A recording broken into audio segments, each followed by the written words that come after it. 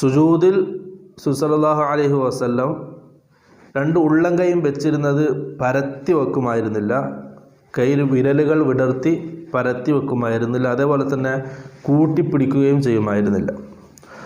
വസ്തഖ്ബല B അത്റാഫി അസാബിഇ റിജ്ലൈഹി അൽ ഖിബ്ല, അതേപോലെ തന്നെ സല്ലല്ലാഹു അലൈഹി വസല്ലമയുടെ കാൽ വിരലുകൾ ഖിബ്ലക്ക് അഭിമുഖമായിട്ടായിരുന്നു റസൂൽ സല്ലല്ലാഹു അലൈഹി വസല്ലം വെച്ചത്. അഥവാ ഈ രീതിയിൽ ഭൂമിയോട് ചേർത്ത് വെച്ച് വിരലുകൾ ഖിബ്ലക്ക് അഭിമുഖമായിട്ട് വരുന്ന രീതിയിൽ. ഈ കാര്യം നാം ഒന്നാമത് ശ്രദ്ധിക്കേണ്ട ഒരു കാര്യം, കൈ വിടർത്താനും പാടില്ല, ഇതേപോലെ കൂട്ടിപ്പിടിക്കാനും പാടില്ല. രണ്ടാമത്തേത് അൽഖമത്ത് ബിൻ വാസില റളിയല്ലാഹു അൻഹു ധരിക്കുന്ന ഹദീത്തിൽ കാണാം, അന്ന നബി സല്ലല്ലാഹു അലൈഹി വസല്ലം കാന ഇദാ സജദ ളമ്മ അസാബിഅഹു, മറിച്ച് കൈവെക്കേണ്ട രൂപം സല്ലല്ലാഹു അലൈഹി വസല്ലം സുജൂദ് ചെയ്യുന്ന സമയത്ത്